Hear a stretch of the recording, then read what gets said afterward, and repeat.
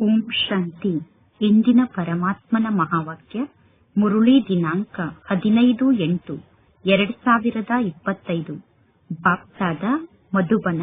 ಮಧುರ ಮಕ್ಕಳೇ, ಬೆಳಗ್ಗೆ ಬೆಳಗ್ಗೆ ಅಮೃತ ವೇಳೆಯ ಸಮಯದಲ್ಲಿ ಇಷ್ಟು ಸಣ್ಣ ಆತ್ಮನಾದ ನಾನು ಎಷ್ಟು ದೊಡ್ಡ ಶರೀರವನ್ನು ನಡೆಸುತ್ತಿದ್ದೇನೆ ಅನ್ನುವ ಚಿಂತನೆಯನ್ನು ಮಾಡಿ, ಆತ್ಮನಾದ ನನ್ನಲ್ಲಿ ಅವಿನಾಶಿ ಪಾತ್ರ ಫಿಕ್ಸ್ ಆಗಿದೆ ಅನ್ನುವ ಚಿಂತನೆಯನ್ನು ಮಾಡಿ. ಇಂದಿನ ಪ್ರಶ್ನೆಯಾಗಿದೆ, ಶಿವ ತಂದೆಗೆ ಯಾವೊಂದು ಅಭ್ಯಾಸ ಇದೆ, ಯಾವ ಅಭ್ಯಾಸ ಇಲ್ಲ? ಉತ್ತರ, ಜ್ಞಾನ ರತ್ನದಿಂದ ಆತ್ಮದ ಶೃಂಗಾರವನ್ನು ಮಾಡುವಂತಹ ಅಭ್ಯಾಸ ಶಿವ ತಂದೆಗೆ ಇದೆ. ಇನ್ನು ಶರೀರದ ಶೃಂಗಾರವನ್ನು ಮಾಡುವಂತಹ ಅಭ್ಯಾಸ ಶಿವ ತಂದೆಗೆ ಇಲ್ಲ. ಏಕೆಂದರೆ ಪರಮಾತ್ಮ ತಂದೆ ತಿಳಿಸುತ್ತಾರೆ, ನನಗೆ ನನ್ನದೇ ಆದ ಶರೀರ ಇಲ್ಲ. ನಾನು ಬಲೆ ಈ ಬ್ರಹ್ಮನ ಶರೀರವನ್ನು ಬಾಡಿಗೆಗೆ ತೆಗೆದುಕೊಳ್ಳುತ್ತೇನೆ. ಆದರೆ ಈ ಬ್ರಹ್ಮ ತಂದೆ ಸ್ವಯಂ ತಮ್ಮ ಶರೀರದ ಶೃಂಗಾರವನ್ನು ಮಾಡಿಕೊಳ್ಳುತ್ತಾರೆ. ನಾನು ಇವರ ಶರೀರದ ಶೃಂಗಾರವನ್ನು ಮಾಡುವುದಿಲ್ಲ. ಅಂದರೆ ಬ್ರಹ್ಮ ತಂದೆಯ ಆತ್ಮ ತಮ್ಮ ಶರೀರದ ಶೃಂಗಾರವನ್ನು ಮಾಡಿಕೊಳ್ಳುತ್ತದೆ. ಶಿವ ತಂದೆ ಬ್ರಹ್ಮ ತಂದೆಯ ಶರೀರದ ಶೃಂಗಾರವನ್ನು ಮಾಡುವುದಿಲ್ಲ. ನಾನಂತೂ ಸದಾ ಅಶರೀರಿಯಾಗಿದ್ದೇನೆ ಎಂದು ಪರಮಾತ್ಮ ತಂದೆ ತಿಳಿಸುತ್ತಾರೆ. ಇಂದಿನ ಗೀತೆಯಾಗಿದೆ, ಜಗತ್ತೇ ಬದಲಾದರೂ ನಾವು ಬದಲಾಗುವುದಿಲ್ಲ. ಓಂ ಶಾಂತಿ. ಮಕ್ಕಳಾದ ನೀವು ಈ ಗೀತೆಯನ್ನು ಕೇಳಿದಿರಿ. ಯಾರು ಗೀತೆಯನ್ನು ಕೇಳಿದರು? ಆತ್ಮ ಈ ಶರೀರದ ಕಿವಿಗಳ ಮೂಲಕ ಗೀತೆಯನ್ನು ಕೇಳುತ್ತದೆ. ಮಕ್ಕಳಿಗೆ ಇದಂತೂ ಗೊತ್ತಿದೆ, ಆತ್ಮ ಎಷ್ಟು ಸಣ್ಣದಾಗಿದೆ. ಆತ್ಮ ಶರೀರದಲ್ಲಿ ಇರದೇ ಇದ್ದರೆ ಶರೀರ ಯಾವ ಕೆಲಸಕ್ಕೂ ಉಪಯೋಗಕ್ಕೆ ಬರುವುದಿಲ್ಲ. ಇಷ್ಟು ಸಣ್ಣ ಆತ್ಮದ ಆಧಾರದಿಂದ ಇಷ್ಟು ದೊಡ್ಡ ಶರೀರ ನಡೆಯುತ್ತದೆ. ಆತ್ಮ ಅಂದರೆ ಏನು ಅನ್ನುವುದು ಜಗತ್ತಿನಲ್ಲಿ ಯಾರಿಗೂ ಗೊತ್ತಿಲ್ಲ. ಈ ಬ್ರಹ್ಮನ ರಥದಲ್ಲಿ ಶಿವ ತಂದೆ ವಿರಾಜಮಾನ ಆಗುತ್ತಾರೆ. ಆತ್ಮ ಶರೀರ ಅನ್ನುವ ರಥದಲ್ಲಿ ವಿರಾಜಮಾನ ಆಗುತ್ತದೆ. ಅಕಾಲ ಮೂರ್ತಿ ಆತ್ಮಕ್ಕೆ ಈ ಶರೀರ ಸಿಂಹಾಸನ ಆಗಿದೆ. ಮಕ್ಕಳಿಗೆ ಈ ಜ್ಞಾನ ಈಗ ಪ್ರಾಪ್ತಿಯಾಗುತ್ತಿದೆ. ಇದು ಎಷ್ಟೊಂದು ರಮಣೀಕವಾದ ಯುಕ್ತಿಯಾಗಿದೆ, ರಹಸ್ಯವುಳ್ಳಂತಹ ಯುಕ್ತಿಯಾಗಿದೆ. ಯಾವಾಗ ಯಾರಾದರೂ ಇಂತಹ ರಹಸ್ಯಯುಕ್ತವಾದಂತಹ ಮಾತನ್ನು ತಿಳಿಸುತ್ತಾರೋ ಆಗ ಆ ಮಾತಿನ ಬಗ್ಗೆ ಬುದ್ಧಿಯಲ್ಲಿ ಚಿಂತನೆ ನಡೆಯುತ್ತದೆ. ಈಗ ಮಕ್ಕಳ ಬುದ್ಧಿಯಲ್ಲಿ ಇದೇ ಮಾತಿನ ಚಿಂತನೆ ನಡೆಯುತ್ತಿರಬೇಕು. ನಾನು ಇಷ್ಟು ಸಣ್ಣ ಆತ್ಮನಾಗಿದ್ದೇನೆ, ಇಷ್ಟು ಸಣ್ಣ ಆತ್ಮನಾದ ನಾನು ಇಷ್ಟು ದೊಡ್ಡ ಶರೀರದಲ್ಲಿ ಇದ್ದೇನೆ. ಆತ್ಮದಲ್ಲಿ 84 ಜನ್ಮದ ಪಾತ್ರ ಫಿಕ್ಸ್ ಆಗಿದೆ. ಶರೀರ ವಿನಾಶ ಆಗುತ್ತದೆ, ಇನ್ನು ಆತ್ಮ ಉಳಿದುಕೊಳ್ಳುತ್ತದೆ. ಇದೆಲ್ಲ ಬಹಳಷ್ಟು ವಿಚಾರ ಸಾಗರ ಮಂಥನ ಮಾಡುವಂತಹ ಜ್ಞಾನದ ಮಾತಾಗಿದೆ. ಬೆಳಗ್ಗೆ ಅಮೃತ ವೇಳೆಯ ಸಮಯದಲ್ಲಿ ಎದ್ದು ಇಂತಹ ಜ್ಞಾನದ ಮಾತಿನ ಬಗ್ಗೆ ನೀವು ವಿಚಾರವನ್ನು ಮಾಡಬೇಕು. ಆತ್ಮ ಎಷ್ಟು ಸಣ್ಣದಾಗಿದೆ ಅನ್ನುವ ಸ್ಮೃತಿ ಮಕ್ಕಳಿಗೆ ಬಂದಿದೆ. ಆತ್ಮಕ್ಕೆ ಅವಿನಾಶಿ ಪಾತ್ರ ಸಿಕ್ಕಿದೆ. ಆತ್ಮನಾದ ನಾನು ಎಷ್ಟು ಅದ್ಭುತ ಆತ್ಮನಾಗಿದ್ದೇನೆ. ಇದು ಹೊಸ ಜ್ಞಾನ ಆಗಿದೆ. ಈ ಜ್ಞಾನದ ಬಗ್ಗೆ ಜಗತ್ತಿನಲ್ಲಿ ಯಾರಿಗೂ ಗೊತ್ತಿಲ್ಲ. ಪರಮಾತ್ಮ ತಂದೆ ಬಂದು ಈ ಜ್ಞಾನದ ಮಾತನ್ನು ತಿಳಿಸುತ್ತಾರೆ. ನಂತರ ಈ ಜ್ಞಾನದ ಬಗ್ಗೆ ಸ್ಮರಣೆಯನ್ನು ಮಾಡಬೇಕಾಗುತ್ತದೆ. ಇಷ್ಟು ಸಣ್ಣ ಆತ್ಮ ಹೇಗೆ ಪಾತ್ರವನ್ನು ಅಭಿನಯ ಮಾಡುತ್ತದೆ ಅನ್ನುವ ಮಾತನ್ನು ಸ್ಮರಣೆ ಮಾಡಬೇಕು. ಶರೀರ ಪಂಚತತ್ವದಿಂದ ತಯಾರಾಗುತ್ತದೆ. ಶಿವ ತಂದೆಯ ಆತ್ಮ ಹೇಗೆ ಬ್ರಹ್ಮನ ತನುವಿನಲ್ಲಿ ಪ್ರವೇಶವನ್ನು ಮಾಡುತ್ತದೆ, ಪುನಃ ಬ್ರಹ್ಮನ ಶರೀರದಿಂದ ಶಿವ ತಂದೆಯ ಆತ್ಮ ಹೇಗೆ ವಾಪಸ್ ಹೋಗುತ್ತದೆ ಅನ್ನುವುದು ಈ ಬ್ರಹ್ಮ ತಂದೆಗೂ ಕೂಡ ಗೊತ್ತಾಗುವುದಿಲ್ಲ. ಎಂದೂ ಈ ರೀತಿ ತಿಳಿದುಕೊಳ್ಳಬೇಡಿ. ಶಿವ ತಂದೆ ಸದಾ ಬ್ರಹ್ಮನ ತನುವಿನಲ್ಲೇ ಇರುತ್ತಾರೆ ಎಂದು ತಿಳಿದುಕೊಳ್ಳಬೇಡಿ. ಅಂದ ಮೇಲೆ ಈ ರೀತಿ ನೀವು ಜ್ಞಾನದ ಚಿಂತನೆಯನ್ನು ಮಾಡಬೇಕು. ಈಗ ಮಕ್ಕಳಾದ ನಿಮಗೆ ಪರಮಾತ್ಮ ತಂದೆ ಎಂತಹ ಜ್ಞಾನವನ್ನು ನೀಡುತ್ತಾರೆ ಅಂದರೆ ಆ ಜ್ಞಾನ ಎಂದೂ ಯಾರಿಗೂ ಸಿಗಲು ಸಾಧ್ಯ ಇಲ್ಲ. ನಿಮಗೆ ಗೊತ್ತಿದೆ, ಅವಶ್ಯವಾಗಿ ಈ ಜ್ಞಾನ ಬ್ರಹ್ಮ ತಂದೆಯ ಆತ್ಮಕ್ಕೂ ಕೂಡ ಗೊತ್ತಿರಲಿಲ್ಲ. ಅಂದರೆ ಈ ಜ್ಞಾನ ಮೊದಲು ಬ್ರಹ್ಮ ತಂದೆಗೂ ಕೂಡ ಗೊತ್ತಿರಲಿಲ್ಲ. ಅನ್ಯ ಸತ್ಸಂಗದಲ್ಲಿ ಇಂತಹ ಜ್ಞಾನದ ಮಾತಿನ ಬಗ್ಗೆ ಯಾರ ಮನಸ್ಸಿನಲ್ಲೂ ವಿಚಾರ ನಡೆಯುವುದಿಲ್ಲ. ಆತ್ಮ ಮತ್ತು ಪರಮಾತ್ಮ ತಂದೆಯ ಜ್ಞಾನದ ಬಗ್ಗೆ ಯಾರಿಗೂ ಸ್ವಲ್ಪ ಕೂಡ ಗೊತ್ತಿಲ್ಲ. ಜಗತ್ತಿನಲ್ಲಿರುವ ಸಾಧು ಸಂತರು ಆತ್ಮನಾದ ನಾನು ಈ ಶರೀರದ ಮೂಲಕ ಇಂಥವರಿಗೆ ಮಂತ್ರವನ್ನು ನೀಡುತ್ತೇನೆ ಎಂದು ಎಂದೂ ತಿಳಿದುಕೊಳ್ಳುವುದಿಲ್ಲ. ಆತ್ಮ ಶರೀರದ ಮೂಲಕ ಶಾಸ್ತ್ರವನ್ನು ಓದುತ್ತಿದೆ ಎಂದು ಸನ್ಯಾಸಿಗಳು ತಿಳಿದುಕೊಳ್ಳುವುದಿಲ್ಲ. ಜಗತ್ತಿನಲ್ಲಿರುವ ಒಬ್ಬ ಮನುಷ್ಯರೂ ಕೂಡ ಆತ್ಮ ಅಭಿಮಾನಿಗಳಲ್ಲ. ಆತ್ಮದ ಜ್ಞಾನ ಯಾರಿಗೂ ಗೊತ್ತಿಲ್ಲ. ಅಂದ ಮೇಲೆ ಪರಮಾತ್ಮ ತಂದೆಯ ಜ್ಞಾನ ಅವರ ಬುದ್ಧಿಯಲ್ಲಿ ಹೇಗೆ ಇರಲು ಸಾಧ್ಯ? ಈಗ ಮಕ್ಕಳಾದ ನಿಮಗೆ ಗೊತ್ತಿದೆ. ಆತ್ಮರಾದ ನಮಗೆ ಪರಮಾತ್ಮ ತಂದೆ ಕುಳಿತು ತಿಳಿಸುತ್ತಾರೆ, ಮಧುರಾತಿ ಮಧುರ ಮಕ್ಕಳೇ, ನೀವೀಗ ಎಷ್ಟೊಂದು ತಿಳುವಳಿಕೆ ಉಳ್ಳವರಾಗಿದ್ದೀರಾ. ಈ ಶರೀರದಲ್ಲಿ ಯಾವ ಆತ್ಮ ಇದೆಯೋ ಆ ಆತ್ಮಕ್ಕೆ ಪರಂಪಿತ ಪರಮಾತ್ಮ ತಂದೆ ಕುಳಿತು ಶಿಕ್ಷಣವನ್ನು ಕಲಿಸುತ್ತಿದ್ದಾರೆ ಅನ್ನುವ ಮಾತು ಜಗತ್ತಿನಲ್ಲಿ ಯಾವ ಮನುಷ್ಯರಿಗೂ ಗೊತ್ತಿಲ್ಲ. ಈಗ ಇದೆಲ್ಲ ಎಷ್ಟೊಂದು ತಿಳಿದುಕೊಳ್ಳುವಂತಹ ಜ್ಞಾನದ ಮಾತಾಗಿದೆ. ಆದರೆ ಉದ್ಯೋಗ ವ್ಯವಹಾರದಲ್ಲಿ ಮುಳುಗಿದ ತಕ್ಷಣ ಈ ಎಲ್ಲಾ ಜ್ಞಾನದ ಮಾತನ್ನು ಮಕ್ಕಳು ಮರೆತು ಬಿಡುತ್ತಾರೆ. ಮೊದಲು ಪರಮಾತ್ಮ ತಂದೆ ಆತ್ಮದ ಜ್ಞಾನವನ್ನು ನೀಡುತ್ತಾರೆ. ಆತ್ಮದ ಜ್ಞಾನ ಯಾವ ಮನುಷ್ಯರಿಗೂ ಗೊತ್ತಿಲ್ಲ. ಗಾಯನ ಕೂಡ ಇದೆ. ಆತ್ಮರು ಪರಮಾತ್ಮ ತಂದೆಯನ್ನು ಅಗಲಿ ಬಹಳ ಸಮಯ ಆಯಿತು ಎಂದು. ಆದರೆ ಎಷ್ಟು ಸಮಯ ಆಯಿತು ಅನ್ನುವ ಲೆಕ್ಕ ಅಂತೂ ಇದೆ ತಾನೆ. ಈಗ ಮಕ್ಕಳಿಗೆ ಗೊತ್ತಿದೆ, ಆತ್ಮವೇ ಶರೀರದ ಮೂಲಕ ಮಾತನಾಡುತ್ತದೆ. ಆತ್ಮವೇ ಶರೀರದ ಮೂಲಕ ಒಳ್ಳೆಯ ಕೆಲಸ ಮತ್ತು ಕೆಟ್ಟ ಕೆಲಸವನ್ನು ಮಾಡುತ್ತದೆ. ಪರಮಾತ್ಮ ತಂದೆ ಬಂದು ಆತ್ಮರನ್ನು ಎಷ್ಟೊಂದು ಸುಂದರರನ್ನಾಗಿ ಮಾಡುತ್ತಾರೆ. ಮೊಟ್ಟ ಮೊದಲು ಪರಮಾತ್ಮ ತಂದೆ ತಿಳಿಸುತ್ತಾರೆ, ಬೆಳಗ್ಗೆ ಬೆಳಗ್ಗೆ ಅಮೃತ ವೇಳೆಯ ಸಮಯದಲ್ಲಿ ಎದ್ದು ಆತ್ಮ ಅಂದರೆ ಏನು ಅನ್ನುವ ವಿಚಾರವನ್ನು ಮಾಡಿ, ಅಥವಾ ನಾನು ಆತ್ಮನಾಗಿದ್ದೇನೆ ಅನ್ನುವ ಅಭ್ಯಾಸವನ್ನು ಮಾಡಿ, ಆತ್ಮನಾದ ನಾನು ಈ ಶರೀರದ ಮೂಲಕ ಜ್ಞಾನದ ಮಾತನ್ನು ಕೇಳಿಸಿಕೊಳ್ಳುತ್ತೇನೆ. ಆತ್ಮಕ್ಕೆ ತಂದೆ ಪರಂಪಿತ ಪರಮಾತ್ಮ ಆಗಿದ್ದಾರೆ. ಪರಮಾತ್ಮ ತಂದೆಗೆ ಪತಿತ ಪಾವನ ಜ್ಞಾನದ ಸಾಗರ ಎಂದು ಕರೆಯಲಾಗುತ್ತದೆ. ಪುನಃ ಮನುಷ್ಯರು ಹೇಗೆ ಸುಖದ ಸಾಗರರಾಗಲು ಸಾಧ್ಯ? ಮನುಷ್ಯರು ಹೇಗೆ ಶಾಂತಿಯ ಸಾಗರರಾಗಲು ಸಾಧ್ಯ? ಲಕ್ಷ್ಮೀನಾರಾಯಣರಿಗೆ ಸದಾ ಪವಿತ್ರತೆಯ ಸಾಗರ ಎಂದು ಕರೆಯಲು ಸಾಧ್ಯ ಇದೇನೂ ಇಲ್ಲ. ಒಬ್ಬ ಪರಮಾತ್ಮ ತಂದೆ ಮಾತ್ರ ಸದಾ ಪವಿತ್ರತೆಯ ಸಾಗರ ಆಗಿದ್ದಾರೆ. ಮನುಷ್ಯರು ಕೇವಲ ಭಕ್ತಿ ಮಾರ್ಗದ ಶಾಸ್ತ್ರದ ಬಗ್ಗೆ ಕುಳಿತು ವರ್ಣನೆಯನ್ನು ಮಾಡುತ್ತಾರೆ. ಪ್ರತ್ಯಕ್ಷದಲ್ಲಿ ಆ ಜ್ಞಾನದ ಅನುಭವವನ್ನು ಮಾಡುವುದಿಲ್ಲ. ಆತ್ಮನಾದ ನಾನು ಈ ಶರೀರದ ಮೂಲಕ ಪರಮಾತ್ಮ ತಂದೆಯ ಮಹಿಮೆಯನ್ನು ಮಾಡುತ್ತಿದ್ದೇನೆ ಎಂದು ಭಕ್ತರು ತಿಳಿದುಕೊಂಡಿಲ್ಲ. ನಮ್ಮ ಪರಮಾತ್ಮ ತಂದೆ ಬಹಳಷ್ಟು ಮಧುರ ತಂದೆ ಆಗಿದ್ದಾರೆ. ಆ ಪರಮಾತ್ಮ ತಂದೆ ಸುಖವನ್ನು ನೀಡುವಂತಹ ತಂದೆ ಆಗಿದ್ದಾರೆ. ಪರಮಾತ್ಮ ತಂದೆ ತಿಳಿಸುತ್ತಾರೆ, ಹೇ ಆತ್ಮರೇ, ಈಗ ನೀವು ನನ್ನ ಮತದಂತೆ ನಡೆಯಿರಿ. ಅವಿನಾಶಿ ಆತ್ಮಕ್ಕೆ ಅವಿನಾಶಿ ತಂದೆಯ ಮೂಲಕ ಅವಿನಾಶಿ ಮತ ಪ್ರಾಪ್ತಿಯಾಗಿದೆ. ವಿನಾಶಿ ಶರೀರಧಾರಿಗಳಿಗೆ ವಿನಾಶಿ ಶರೀರಧಾರಿಗಳ ಮತ ಪ್ರಾಪ್ತಿಯಾಗುತ್ತದೆ. ಸತ್ಯಯುಗದಲ್ಲಿ ನೀವು ಈ ಸಮಯದ ಪುರುಷಾರ್ಥದ ಫಲವನ್ನು ಪಡೆದುಕೊಳ್ಳುತ್ತೀರಾ. ಸತ್ಯಯುಗದಲ್ಲಿ ಎಂದೂ ಯಾರಿಗೂ ಉಲ್ಟಾ ಮತ ಪ್ರಾಪ್ತಿಯಾಗುವುದಿಲ್ಲ. ಅಂದರೆ ಸತ್ಯಯುಗದಲ್ಲಿ ಯಾರೂ ಉಲ್ಟಾ ಮತವನ್ನು ನೀಡುವುದಿಲ್ಲ. ಈ ಸಮಯದ ಶ್ರೀಮತ ಅವಿನಾಶಿಯಾಗಿ ಬಿಡುತ್ತದೆ. ಈ ಸಮಯದ ಶ್ರೀಮತ ಅರ್ಧ ಕಲ್ಪದವರೆಗೂ ನಿಮ್ಮ ಜೀವನದಲ್ಲಿ ಇರುತ್ತದೆ. ಇದು ಹೊಸ ಜ್ಞಾನ ಆಗಿದೆ. ಅಂದ ಮೇಲೆ ಈ ಜ್ಞಾನವನ್ನು ಬುದ್ಧಿಯಲ್ಲಿ ಧಾರಣೆ ಮಾಡಿಕೊಳ್ಳಬೇಕು. ಇದು ಬುದ್ಧಿಯಲ್ಲಿ ಧಾರಣೆ ಮಾಡಿಕೊಳ್ಳುವಂತಹ ಜ್ಞಾನದ ಮಾತಾಗಿದೆ. ಜ್ಞಾನವನ್ನು ಬುದ್ಧಿಯಲ್ಲಿ ಧಾರಣೆ ಮಾಡಿಕೊಂಡು ನಂತರ ಜ್ಞಾನದ ಮಾತನ್ನು ಕಾರ್ಯದಲ್ಲಿ ತರಬೇಕು. ಯಾರು ಭಕ್ತಿಯ ಆರಂಭದ ಸಮಯದಿಂದ ಬಹಳಷ್ಟು ಭಕ್ತಿಯನ್ನು ಮಾಡಿದ್ದಾರೋ ಅವರು ಚೆನ್ನಾಗಿ ಜ್ಞಾನವನ್ನು ಧಾರಣೆ ಮಾಡಿಕೊಳ್ಳಲು ಸಾಧ್ಯ. ಅಂದ ಮೇಲೆ ನೀವೀಗ ತಿಳಿದುಕೊಳ್ಳಬೇಕು, ನನ್ನ ಬುದ್ಧಿಯಲ್ಲಿ ಜ್ಞಾನ ಸರಿಯಾಗಿ ಧಾರಣೆ ಆಗಿಲ್ಲ. ಅಂದ ಮೇಲೆ ನಾನು ಅವಶ್ಯವಾಗಿ ಆದಿಯಿಂದ ಭಕ್ತಿಯನ್ನು ಮಾಡಿಲ್ಲ. ನನ್ನ ಬುದ್ಧಿಯಲ್ಲಿ ಚೆನ್ನಾಗಿ ಜ್ಞಾನ ಧಾರಣೆ ಆಗುತ್ತಿಲ್ಲ ಅಂದರೆ ನಾನು ಆದಿಯ ಸಮಯದಿಂದ ಭಕ್ತಿಯನ್ನು ಮಾಡಿಲ್ಲ ಎಂದು ನೀವು ತಿಳಿದುಕೊಳ್ಳಬೇಕು. ಪರಮಾತ್ಮ ತಂದೆ ತಿಳಿಸುತ್ತಾರೆ, ಬೇರೆ ಯಾವ ಮಾತು ನಿಮಗೆ ಅರ್ಥ ಆಗದೇ ಇದ್ದರೆ ನೀವು ತಂದೆಯ ಬಳಿ ಬಂದು ಕೇಳಿ.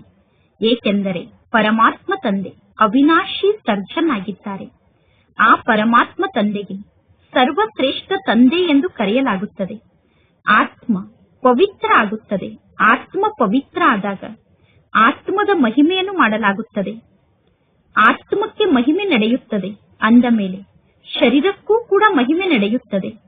ಆತ್ಮ ತಮೋ ಪ್ರಧಾನ ಆಗಿದೆ. ಆದ್ದರಿಂದ ಶರೀರಕ್ಕೂ ಕೂಡ ಮಹಿಮೆ ಇಲ್ಲ. ಈ ಸಮಯದಲ್ಲಿ ಆತ್ಮ ತಮೋ ಪ್ರಧಾನ ಆಗಿರುವ ಕಾರಣ ಶರೀರಕ್ಕೂ ಕೂಡ ಮಹಿಮೆಯನ್ನು ಮಾಡುವುದಿಲ್ಲ. ಈ ಸಮಯದಲ್ಲಿ ಮಕ್ಕಳಾದ ನಿಮಗೆ ಬಹಳಷ್ಟು ರಹಸ್ಯಯುಕ್ತವಾದ ಬುದ್ಧಿ ಪ್ರಾಪ್ತಿಯಾಗುತ್ತದೆ. ಆತ್ಮಕ್ಕೆ ಬುದ್ಧಿ ಪ್ರಾಪ್ತಿಯಾಗುತ್ತದೆ. ಈಗ ಆತ್ಮ ಬಹಳಷ್ಟು ಮಧುರ ಆಗಬೇಕು. ಎಲ್ಲರಿಗೂ ನೀವು ಸುಖವನ್ನು ನೀಡಬೇಕು. ಪರಮಾತ್ಮ ತಂದೆ ಅತಿ ಮಧುರ ಆಗಿದ್ದಾರೆ. ಆತ್ಮವನ್ನು ಪರಮಾತ್ಮ ತಂದೆ ಬಹಳಷ್ಟು ಮಧುರ ಮಾಡುತ್ತಾರೆ. ಆತ್ಮ ಯಾವುದೇ ಪ್ರಕಾರದ ಅಕರ್ತವ್ಯವನ್ನು ಮಾಡಬಾರದು ಅನ್ನುವ ಅಭ್ಯಾಸವನ್ನು ನೀವೀಗ ಮಾಡಿಕೊಳ್ಳಬೇಕು. ನನ್ನ ಮೂಲಕ ಯಾವುದೇ ಅಕರ್ತವ್ಯ ಅಂತೂ ನಡೆಯುತ್ತಿಲ್ಲ ತಾನೆ ಎಂದು ಸ್ವಯಂ ಅನ್ನು ಚೆಕ್ ಮಾಡಿಕೊಳ್ಳಬೇಕು. ಪರಮಾತ್ಮ ಶಿವ ತಂದೆ ಎಂದಾದರೂ ಅಕರ್ತವ್ಯದ ಕಾರ್ಯವನ್ನು ಮಾಡುತ್ತಾರೇನೂ ಇಲ್ಲ. ಪರಮಾತ್ಮ ತಂದೆ ಬಂದಿರುವುದೇ ಅತಿ ಉತ್ತಮ ಕಲ್ಯಾಣಕಾರಿ ಕಾರ್ಯವನ್ನು ಮಾಡುವುದಕ್ಕೋಸ್ಕರ. ಪರಮಾತ್ಮ ತಂದೆ ಎಲ್ಲರಿಗೂ ಸದ್ಗತಿಯನ್ನು ನೀಡುತ್ತಾರೆ ಅಂದ ಮೇಲೆ ಯಾವ ಕರ್ತವ್ಯವನ್ನು ಪರಮಾತ್ಮ ತಂದೆ ಮಾಡುತ್ತಾರೋ ಮಕ್ಕಳಾದ ನೀವು ಕೂಡ ಅಂತಹ ಕರ್ತವ್ಯವನ್ನು ಮಾಡಬೇಕು. ಯಾರು ಭಕ್ತಿಯ ಆರಂಭದ ಸಮಯದಿಂದ ಬಹಳಷ್ಟು ಭಕ್ತಿಯನ್ನು ಮಾಡಿದ್ದಾರೋ ಅವರ ಬುದ್ಧಿಯಲ್ಲೇ ಈ ಜ್ಞಾನದ ಮಾತು ಉಳಿದುಕೊಳ್ಳುತ್ತದೆ ಅನ್ನುವ ಮಾತನ್ನು ತಂದೆ ತಿಳಿಸಿದ್ದಾರೆ. ಈಗಲೂ ಕೂಡ ದೇವತೆಗಳ ಭಕ್ತರು ಬಹಳಷ್ಟು ಜನ ಇದ್ದಾರೆ. ದೇವತೆಗಳಿಗೋಸ್ಕರ ತಮ್ಮ ತಲೆಯನ್ನೇ ಕಟ್ ಮಾಡಿಕೊಡಲು ತಯಾರಾಗಿ ಬಿಡುತ್ತಾರೆ. ಬಹಳಷ್ಟು ಭಕ್ತಿಯನ್ನು ಮಾಡುವಂತವರ ಹಿಂದೆ ಕಡಿಮೆ ಭಕ್ತಿಯನ್ನು ಮಾಡುವಂತವರು ಅಲೆದಾಡುತ್ತಿರುತ್ತಾರೆ. ಅಂದರೆ ಬಹಳಷ್ಟು ಭಕ್ತಿಯನ್ನು ಮಾಡುವಂತವರ ಹಿಂದೆ ಕಡಿಮೆ ಭಕ್ತಿಯನ್ನು ಮಾಡುವಂತವರು ನೇತಾಡುತ್ತಿರುತ್ತಾರೆ. ಬಹಳಷ್ಟು ಭಕ್ತಿಯನ್ನು ಮಾಡುವಂತವರ ಮಹಿಮೆಯನ್ನು ಗಾಯನ ಮಾಡುತ್ತಿರುತ್ತಾರೆ.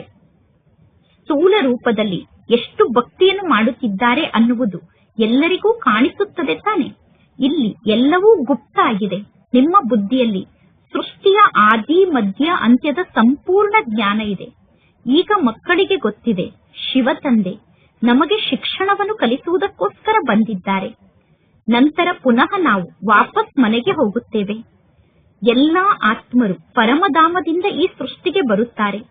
ಆ ಪರಮಧಾಮ ನಮ್ಮ ಮನೆಯಾಗಿದೆ. ಪರಮಧಾಮದಲ್ಲಿ ಶರೀರವೇ ಇರುವುದಿಲ್ಲ ಅಂದ ಮೇಲೆ ಅಲ್ಲಿ ಶಬ್ದ ಇರಲು ಹೇಗೆ ಸಾಧ್ಯ? ಆತ್ಮ ಇರದೇ ಇದ್ದರೆ ಶರೀರ ಜಡ ಆಗಿ ಬಿಡುತ್ತದೆ. ಮನುಷ್ಯರಿಗೆ ಶರೀರದ ಬಗ್ಗೆ ಎಷ್ಟೊಂದು ಮೋಹ ಇರುತ್ತದೆ. ಆತ್ಮ ಶರೀರವನ್ನು ತ್ಯಾಗ ಮಾಡಿದರೆ ಇನ್ನು ಕೇವಲ ಪಂಚತತ್ವ ಉಳಿದುಕೊಳ್ಳುತ್ತದೆ.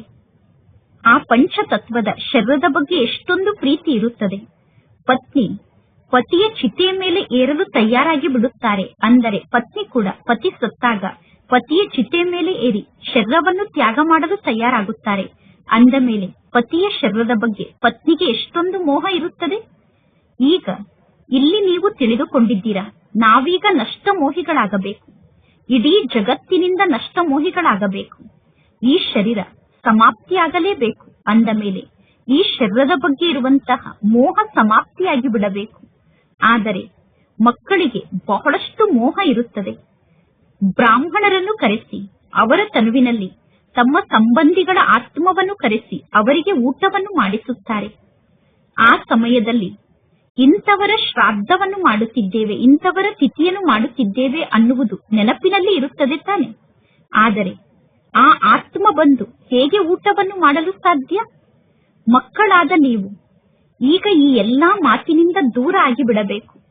ನಾಟಕದಲ್ಲಿ ಪ್ರತಿಯೊಬ್ಬರೂ ತಮ್ಮ ಪಾತ್ರವನ್ನು ಅಭಿನಯ ಮಾಡುತ್ತಾರೆ. ಈ ಸಮಯದಲ್ಲಿ ನಿಮಗೆ ಜ್ಞಾನ ಇದೆ. ನಾವೀಗ ನಷ್ಟಮೋಹಿಗಳಾಗಬೇಕು. ಮೋಹಾಜೀತ ರಾಜನ ಕತೆ ಕೂಡ ಇದೆ ತಾನೆ. ಮೋಹಾಜೀತ ರಾಜನಿಗೆ ಯಾರ ಬಗ್ಗೆಯೂ ಮೋಹ ಇರಲಿಲ್ಲ. ಮೋಹಾಜೀತ ರಾಜ ಅನ್ನುವಂತಹ ಯಾವ ರಾಜ ಕೂಡ ಇರಲಿಲ್ಲ. ಈ ರೀತಿ ಬಹಳಷ್ಟು ಕಥೆಯನ್ನು ನಿರ್ಮಾಣ ಮಾಡಿದ್ದಾರೆ. ಸತ್ಯಯುಗದಲ್ಲಿ ಅಕಾಲ ಮೃತ್ಯು ಇರುವುದಿಲ್ಲ. ಅಂದ ಮೇಲೆ ಸತ್ಯಯುಗದಲ್ಲಿ ಮೋಹಾಜೀತ ರಾಜರು ಇರುತ್ತಾರೆ ಎಂದು ಕೇಳುವ ಮಾತೇ ಇಲ್ಲ. ಈ ಸಮಯದಲ್ಲಿ ಪರಮಾತ್ಮ ತಂದೆ ನಿಮ್ಮನ್ನು ಮೋಹಾಜೀತರನ್ನಾಗಿ ಮಾಡುತ್ತಾರೆ. ಸ್ವರ್ಗದಲ್ಲಿ ಮೋಹಾಜೀತ ರಾಜರು ಇದ್ದರು. ಯಥಾ ರಾಜಾರಾಣಿ ತಥಾ ಪ್ರಜಾ ಸ್ವರ್ಗದಲ್ಲಿ ಮೋಹಾಜೀತರಾಗಿರುತ್ತಾರೆ.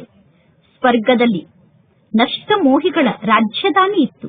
ರಾವಣ ರಾಜ್ಯದಲ್ಲಿ ಮೋಹ ಇರುತ್ತದೆ. ಸತ್ಯಯುಗದಲ್ಲಿ ವಿಕಾರ ಇರುವುದಿಲ್ಲ. ಸತ್ಯಯುಗದಲ್ಲಿ ರಾವಣ ರಾಜ್ಯವೇ ಇಲ್ಲ. ರಾವಣನ ರಾಜ್ಯ ಸಮಾಪ್ತಿಯಾಗಿ ಬಿಡುತ್ತದೆ. ರಾಮ ರಾಜ್ಯದಲ್ಲಿ ಏನಿರುತ್ತದೆ ಅನ್ನುವ ಯಾವ ಮಾತಿನ ಬಗ್ಗೆಯೂ ಜನರಿಗೆ ಗೊತ್ತಿಲ್ಲ. ಪರಮಾತ್ಮ ತಂದೆಯನ್ನು ಬಿಟ್ಟು ಬೇರೆ ಯಾರು ಈ ಮಾತಿನ ಬಗ್ಗೆ ತಿಳಿಸಲು ಸಾಧ್ಯ ಇಲ್ಲ. ಪರಮಾತ್ಮ ತಂದೆ ಈ ಬ್ರಹ್ಮನ ಶರೀರದಲ್ಲಿ ಇದ್ದರೂ ಕೂಡ ದೇಹಿ ಅಭಿಮಾನಿಯಾಗಿದ್ದಾರೆ, ಅಂದರೆ ಆತ್ಮ ಅಭಿಮಾನಿಯಾಗಿದ್ದಾರೆ. ಮನೆಯನ್ನು ಲೋನ್ ಆಗಿ ತೆಗೆದುಕೊಂಡಾಗ ಅಥವಾ ಬಾಡಿಗೆಗೆ ಮನೆಯನ್ನು ತೆಗೆದುಕೊಂಡಾಗಲೂ ಕೂಡ ಆ ಮನೆಯ ಬಗ್ಗೆ ಮೋಹ ಜಾಗೃತ ಆಗುತ್ತದೆ. ಮನೆಯನ್ನು ಬಹಳ ಚೆನ್ನಾಗಿ ಶೃಂಗಾರ ಮಾಡುತ್ತಾರೆ. ಆದರೆ ಪರಮಾತ್ಮ ತಂದೆ ಲೋನ್ ಆಗಿ ತೆಗೆದುಕೊಂಡಿರುವ ಬ್ರಹ್ಮನ ತನುವನ್ನು ಶೃಂಗಾರ ಮಾಡುವುದಿಲ್ಲ. ಪರಮಾತ್ಮ ತಂದೆ ಬಾಡಿಗೆಗೆ ತೆಗೆದುಕೊಂಡಿರುವ ಬ್ರಹ್ಮನ ಶರೀರ ಅನ್ನುವ ಮನೆಯನ್ನು ಶೃಂಗಾರ ಮಾಡುವುದಿಲ್ಲ. ಏಕೆಂದರೆ ಪರಮಾತ್ಮ ತಂದೆ ಅಶರೀರಿಯಾಗಿದ್ದಾರೆ. ಪರಮಾತ್ಮ ತಂದೆಗೆ ಸ್ಥೂಲ ಶರೀರದ ಶೃಂಗಾರವನ್ನು ಮಾಡುವಂತಹ ಅಭ್ಯಾಸ ಇಲ್ಲ. ಅವಿನಾಶಿ ಜ್ಞಾನರತ್ನದಿಂದ ಮಕ್ಕಳ ಶೃಂಗಾರವನ್ನು ಮಾಡುವಂತಹ ಅಭ್ಯಾಸ ಪರಮಾತ್ಮ ತಂದೆಗೆ ಇದೆ. ಪರಮಾತ್ಮ ತಂದೆ ಸೃಷ್ಟಿಯ ಆದಿ ಮಧ್ಯ ಅಂತ್ಯದ ರಹಸ್ಯವನ್ನು ತಿಳಿಸುತ್ತಾರೆ. ಶರೀರ ಅಂತೂ ಅಪವಿತ್ರ ಆಗಿದೆ. ಈ ಅಪವಿತ್ರ ಶರೀರವನ್ನು ತ್ಯಾಗ ಮಾಡಿದ ನಂತರ ಯಾವಾಗ ಹೊಸ ಶರೀರ ಪ್ರಾಪ್ತಿಯಾಗುತ್ತದೆಯೋ ಆ ಶರೀರ ಪವಿತ್ರ ಶರೀರ ಆಗಿರುತ್ತದೆ. ಈ ಸಮಯದಲ್ಲಿ ಈ ಜಗತ್ತು ಹಳೆಯ ಜಗತ್ತಾಗಿದೆ. ಅಂದ ಮೇಲೆ ಈ ಹಳೆಯ ಜಗತ್ತು ಸಮಾಪ್ತಿಯಾಗಲೇಬೇಕು. ಈ ಜಗತ್ತಿನ ಬಗ್ಗೆ ಯಾರಿಗೂ ಗೊತ್ತಿಲ್ಲ. ನಿಧಾನವಾಗಿ ಈ ಜಗತ್ತಿನ ಬಗ್ಗೆ ಗೊತ್ತಾಗುತ್ತಾ ಹೋಗುತ್ತದೆ. ಹೊಸ ಜಗತ್ತಿನ ಸ್ಥಾಪನೆ ಮತ್ತು ಹಳೆಯ ಜಗತ್ತಿನ ವಿನಾಶವನ್ನು ಮಾಡಿಸುವುದು ಪರಮಾತ್ಮ ತಂದೆಯ ಕರ್ತವ್ಯ ಆಗಿದೆ. ಪರಮಾತ್ಮ ತಂದೆ ಬಂದು ಬ್ರಹ್ಮನ ಮೂಲಕ ಪ್ರಜೆಗಳನ್ನು ರಚನೆ ಮಾಡಿ ಹೊಸ ಜಗತ್ತನ್ನು ಸ್ಥಾಪನೆ ಮಾಡುತ್ತಿದ್ದಾರೆ. ಈಗ ನೀವು ಹೊಸ ಜಗತ್ತಿನಲ್ಲಿ ನಿವಾಸವನ್ನು ಮಾಡುತ್ತಿದ್ದೀರೇನು? ಇಲ್ಲ, ಹೊಸ ಜಗತ್ತು ಸ್ಥಾಪನೆ ಆಗುತ್ತದೆ. ಬ್ರಾಹ್ಮಣರಾದ ನೀವು ಜುಟ್ಟಿಗೆ ಸಮಾನ ಆಗಿದ್ದೀರಾ. ಜುಟ್ಟಿಗೆ ಸಮಾನ ಆದಂತಹ ಬ್ರಾಹ್ಮಣರು ಶ್ರೇಷ್ಠರಾಗಿದ್ದಾರೆ. ಪರಮಾತ್ಮ ತಂದೆ ತಿಳಿಸಿದ್ದಾರೆ. ಪರಮಾತ್ಮ ತಂದೆ ಮಕ್ಕಳ ಸಮ್ಮುಖಕ್ಕೆ ಬರುತ್ತಾರೆ. ಮಕ್ಕಳಾದ ನೀವು ತಂದೆಯ ಸಮ್ಮುಖಕ್ಕೆ ಬರುತ್ತೀರಾ. ಅಂದ ಮೇಲೆ ನಾವು ಈಶ್ವರ ತಂದೆಯ ಸಮ್ಮುಖಕ್ಕೆ ಹೋಗುತ್ತಿದ್ದೇವೆ ಅನ್ನುವ ಮಾತಿನ ನೆನಪು ಮೊದಲು ನಿಮಗೆ ಇರಬೇಕು. ಶಿವ ತಂದೆ ನಿರಾಕಾರ ಆಗಿದ್ದಾರೆ.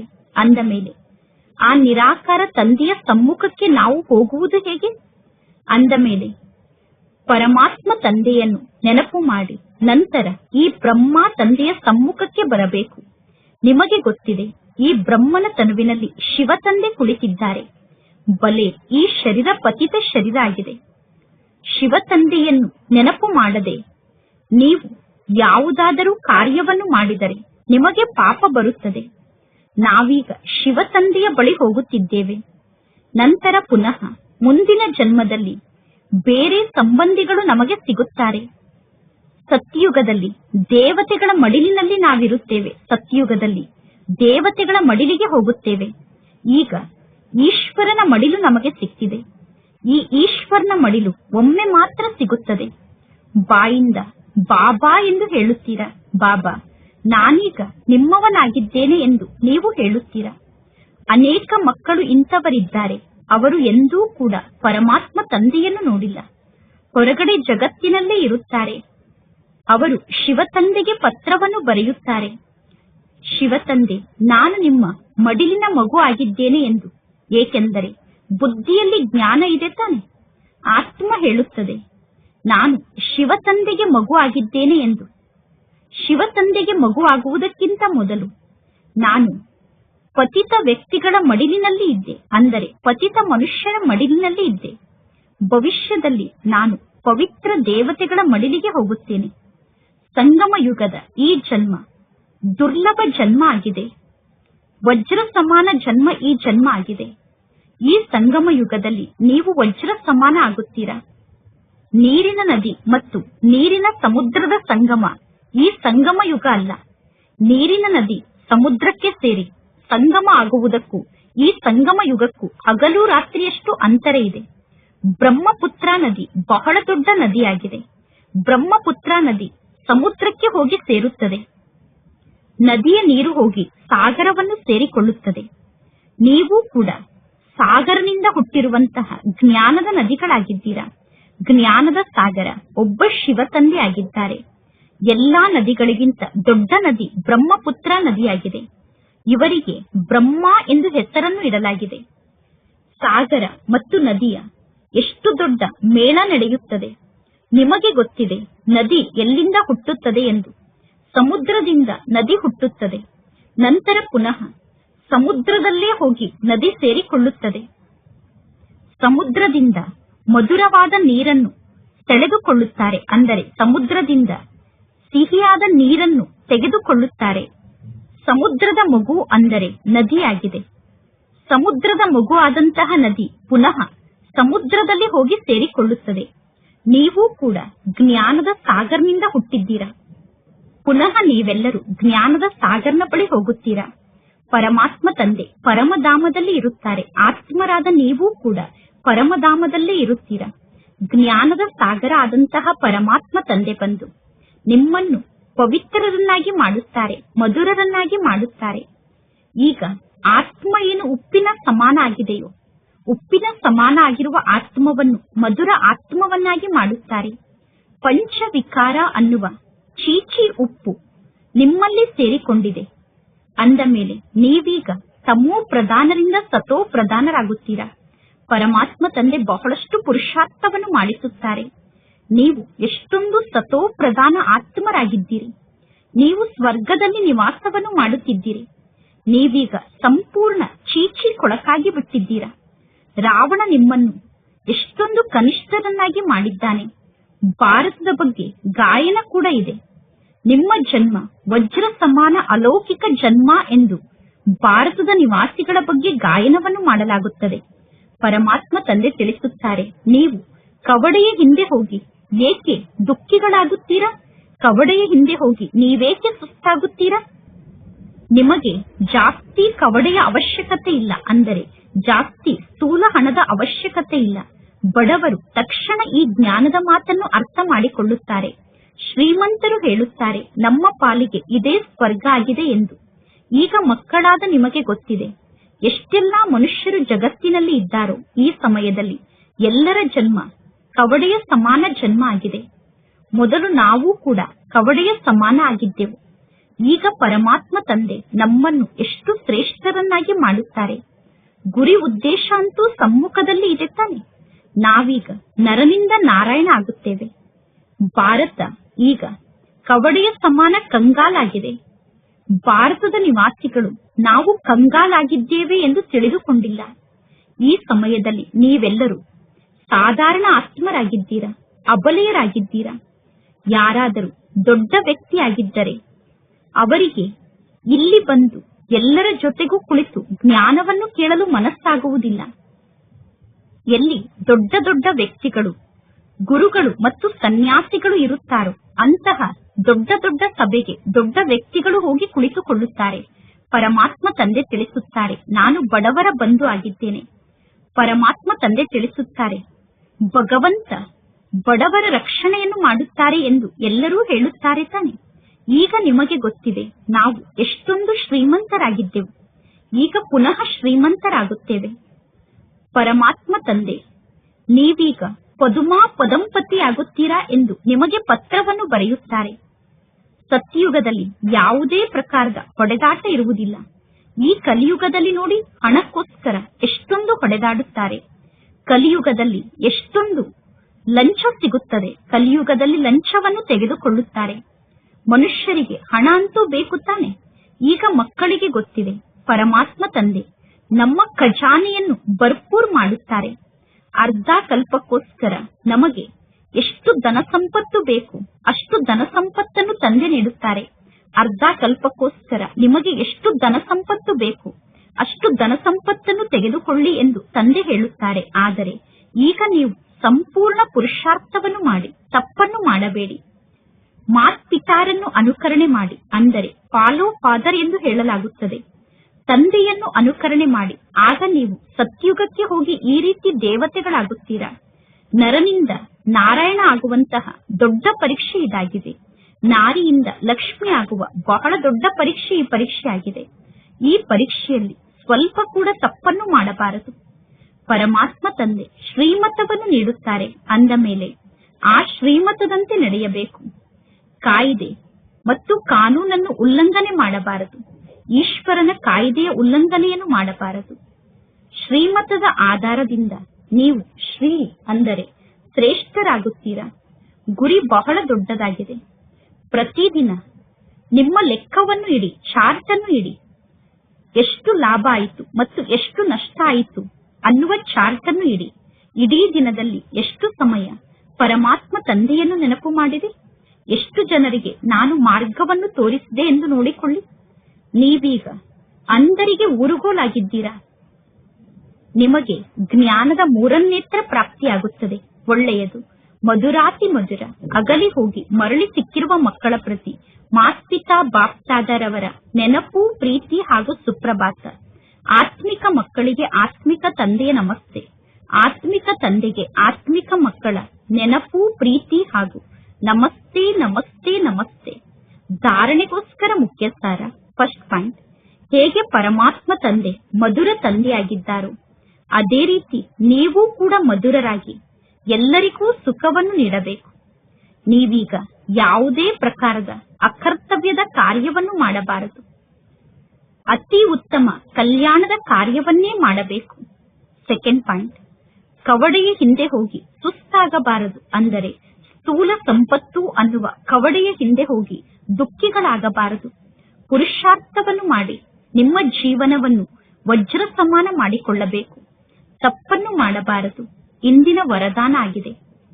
ನಿಶ್ಚಯ ಅನ್ನುವ ಕಾಲನ್ನು ಅಚಲ ರೂಪದಲ್ಲಿ ಇಡುವಂತಹ ಸದಾ ನಿಶ್ಚಯ ಬುದ್ಧಿ ಉಳ್ಳಂತವರು ನಿಶ್ಚಿಂತರು ಆಗಿ.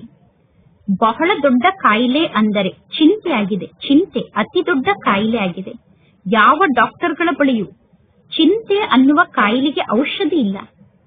ಚಿಂತೆಯನ್ನು ಮಾಡುವಂತವರು ಎಷ್ಟು ಜಾಸ್ತಿ ಪ್ರಾಪ್ತಿಯ ಹಿಂದೆ ಓಡುತ್ತಾರೋ ಅಷ್ಟು ಪ್ರಾಪ್ತಿ ಅವರಿಂದ ಇನ್ನೂ ಮುಂದೆ ಓಡುತ್ತಿರುತ್ತದೆ. ಆದ್ದರಿಂದ ನಿಶ್ಚಯದ ಕಾಲು ಸದಾ ಅಚಲ ಆಗಿರಬೇಕು. ಸದಾ ಒಂದೇ ಬಲ, ಒಂದೇ ಭರವಸೆ ಅನ್ನುವ ಕಾಲು ಅಚಲವಾಗಿದ್ದರೆ ನಿಮ್ಮ ವಿಜಯ ನಿಶ್ಚಿತ ಆಗಿದೆ.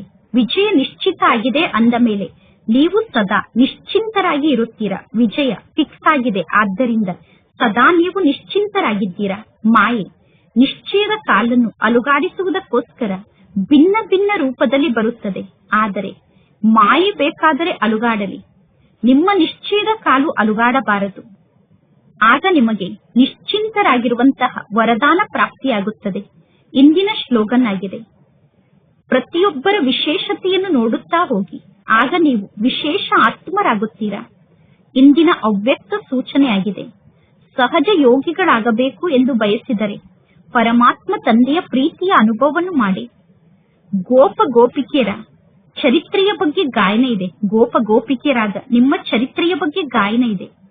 ಪರಮಾತ್ಮ ತಂದೆಯ ಜೊತೆಗೆ ಸರ್ವ ಸಂಬಂಧದ ಸುಖವನ್ನು ಪ್ರಾಪ್ತಿ ಮಾಡಿಕೊಳ್ಳುವುದು ಮತ್ತು ಸರ್ವ ಸಂಬಂಧದ ಸುಖದಲ್ಲೇ ಮಗ್ನರಾಗಿ ಇರುವುದು ಅಥವಾ ಸರ್ವ ಸಂಬಂಧದ ಪ್ರೀತಿಯಲ್ಲಿ ಲವಲೀನರಾಗಿ ಇರುವುದು ಗೋಪ ಗೋಪಿಕೆಯರ ಚರಿತ್ರೆಯಾಗಿದೆ.